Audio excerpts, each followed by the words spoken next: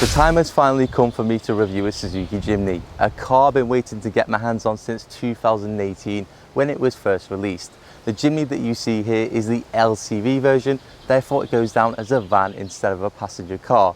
Anyway, now you know that weird little fact, I will show you around the exterior, interior and go for a very interesting drive. So let's begin this exciting review. Firstly, I'd like to give a shout out to Johnny for letting me review his beloved Jimny. These cars are extremely difficult to acquire as there's a 1-year waiting list on them. And there's only 286 in the country in two-seat form. Johnny also has an Instagram page where he shakes people's hands, so I thought I'd just share that moment with you guys right now. How are you, Johnny? I'm good, how are you? Good, thank you. Fantastic. It's a nice day today, isn't it? It is. As for the model variant that I'm reviewing today, it's the 2022 Jimny All Grip with the 1.5 litre naturally aspirated petrol engine, currently producing a massive 101 horsepower and 95 pounds-foot of torque. Top speed is only 99 miles per hour and it takes about 12.8 seconds to reach 60 miles per hour. If you're an American viewer, quarter mile times are 18.8 seconds. Finally, the Jimny is based on your traditional ladder frame chassis, and the easiest way for me to break this down is to show you a car with a unibody. And here I have a 2012 Peugeot 208, and as you can see, it's got an A pillar, B pillar, C pillar, front and back, and all this is connected together to form one whole body. Whereas with the ladder frame chassis, the vehicle stresses pass through and the body of the car sits on top of this. This makes it useful for towing or serious off-roading situations. Any situations that will cause a lot of stress will cause problems for unibody designs. For example, body panels might warp, windows might actually start cracking, and your doors might not open and close properly. And that is the issue when it comes to unibody designed cars. Of course, this only happens in extreme events and serious situations, but later in the video you will see me and Johnny take the Jimny off-road and you'll see how that ladder frame chassis comes into play. Anyway, back to the video. Now you're probably wondering what I mean by this LCV versus passenger car situation. Well, back in 2021, which wasn't really a long time ago, Suzuki got screwed over by the EU emissions rules, and that meant every new Suzuki Jimny sold, they'd have to pay a hefty fine on it. This meant they only had two options. One, completely halt production for the Jimny and not sell it at all, or number two, turn it into a van. And given the consumer demand and how simple, cheerful, and bright this car was, Suzuki decided to turn it into a van and sell it through that vehicle class. Lightly used Jimnys, whether it's the LCV or the passenger car variant, are considerably marked up at the minute. You could actually end up spending 25 grand or more on one. The van version, meanwhile, is a fraction under 17 grand before VAT, or an aesthetically satisfying 20 grand if you whack the tax back onto it for personal use.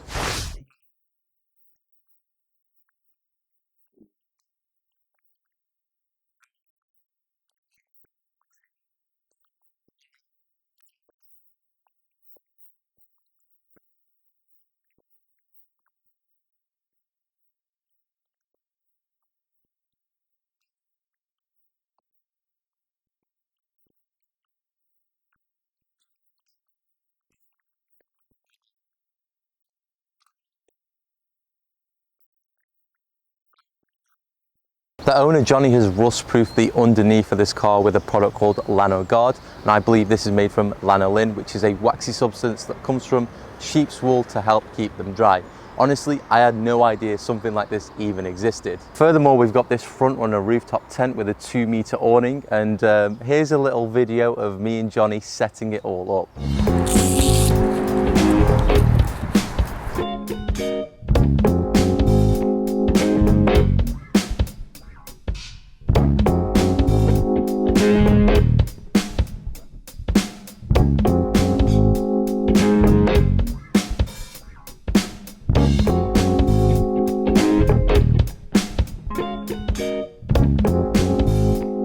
So Johnny, what's it like up there?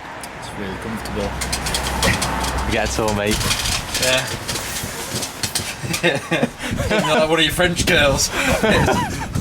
Yeah, it's really comfortable up here. There's the folding mattress. They're very good materials on this tent. Come on. It's meant for 2 people. This is so dope. And how much is it? The tent's like $9.50. in total the whole it's about 1.4 for the 10, the low bar, the mounting kit, and the awning. It was about 1.4, I think. It's worth it because the materials are great. You can feel like it is sturdy. This is amazing. For the money, come on, that's a holiday. Like 1.4k. Exactly. You get, and then you can sell it if you're not using it or you don't want it anymore. So it's better money spent, really. All the pockets. You've got literally. You could actually like fully lay down here. As well. Yeah. It's a folding mattress, and that's waterproof as well. So.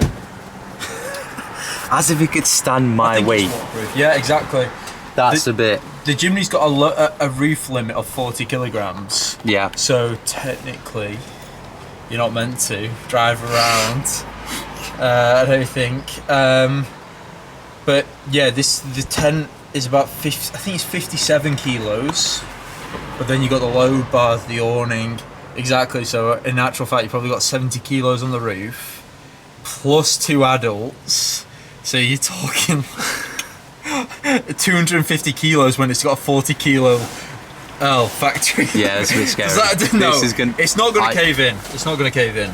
Next up, the interior of the Jimny, and it's probably as unsophisticated as it gets in here. The theme, well, the Jimny's theme of majoring on no-nonsense utilitarian hardiness has really hit home in this car. And the dash, well, that's just caked in hard plastics. And look, you've even got this passenger grab handle for when you take the Jimny off-road. Unfortunately, the Jimny LCV only comes in one specification, and that is the lower trim level SZ4. It doesn't really have a trim level, but that's what they usually say for it. This means it loses the infotainment system with Android Auto, Apple CarPlay, there's no heated seats, and plenty of the stuff that you see on the screen right now, as well as some parking sensors that you don't have. Given this is the SZ4 version, it does mean it comes with some blank switches. So right next to the handbrake, there's some buttons for where your heated seats would be. I mean, it's always funny to see some blank switches in a car like this. The Jimny does come with its disadvantages though, and that would be the lack of adjustability in these seats. Basically, when you buy the car new, you'd have a cage and you wouldn't actually be able to recline this base right here. And it would actually be quite a bit of a nuisance if you're a tall person. Also, to add further fuel to the fire, there's no airbags on these seats. On the regular passenger cars there is, and I'm not too sure what the actual difference is. The Jimny LCV is only available in a 5-speed manual with a low range transfer box for 4x4 use. The passenger cars were specable with a automatic 4-speed, but that was more sluggish than the manual gearbox, and that meant less than 10% of Jimny buyers opted for it. Anyway, let's take this car for a spin. So guys, now let's go for a drive in the Suzuki Jimny, and I've got Johnny, the owner, joining me today, so it's a bit of a change. But I'm doing this only because he knows a lot of information about the car. But first of all, Johnny, do you want to just introduce yourself? Hey guys, I'm Johnny, aka Jonathan, aka the Mayor of Lytham. It's like you got it was go, aka your favourite Conservative MP. I'm just kidding, I'm not actually Conservative. You've got some good drip going on today. Can we just see that drip?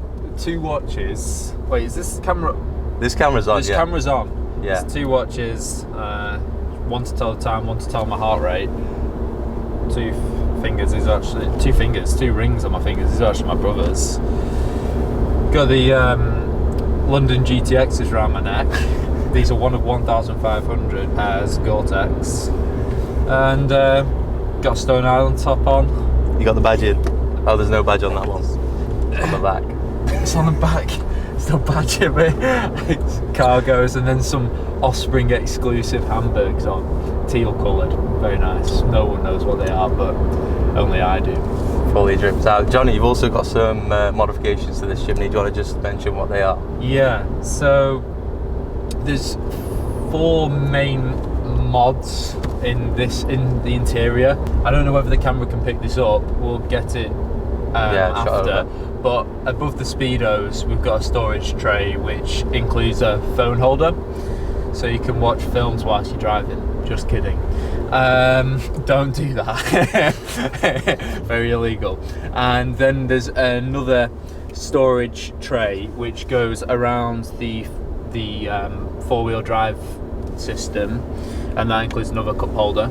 There are already 2 cup holders here, and then we've got a mini USB charger which goes in the lightning port, the lightning port, the cigarette port, the cigarette port. Yeah, I'm definitely a conservative MP, aren't I?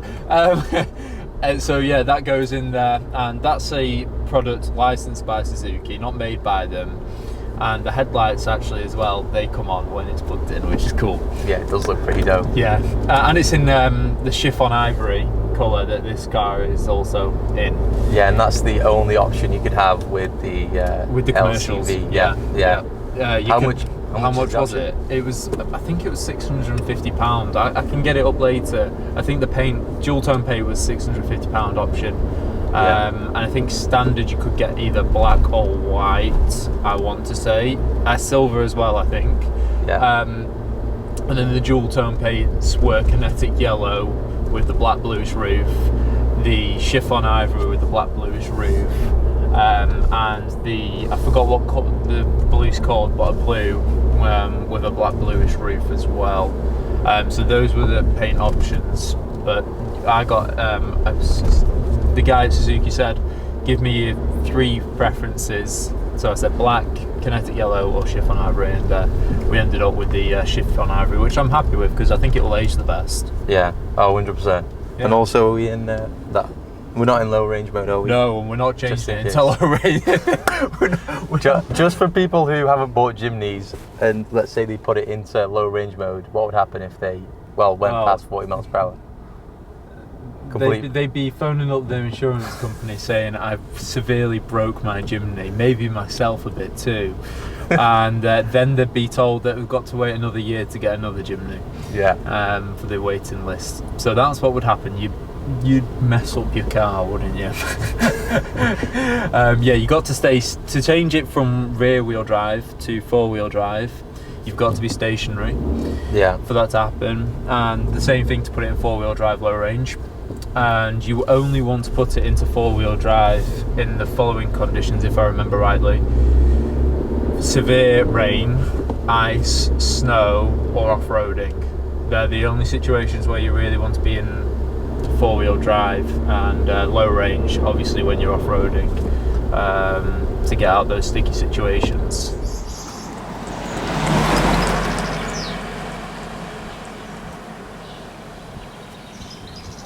Right, okay, me and Johnny are on some off-road track, and what the hell is going on? This is f***ing mental. Johnny, Kicking up mud. But the Jimny is... Alright, okay, yeah, we got some...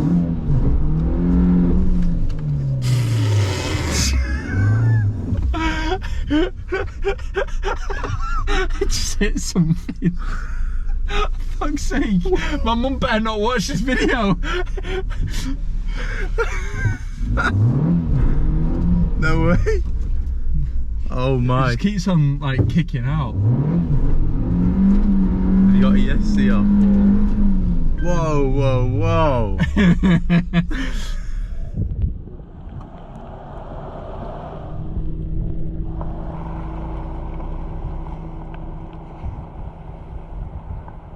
Like, people will see this and think, oh, he goes super fast with it, he doesn't know how to off-road. Yeah, you're right.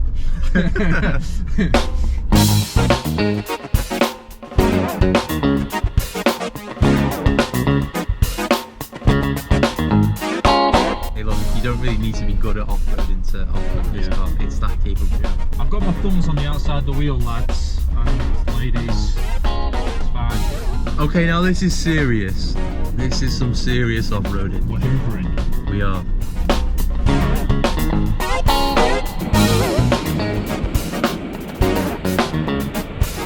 Oh, the Jimny, best off-road car, done.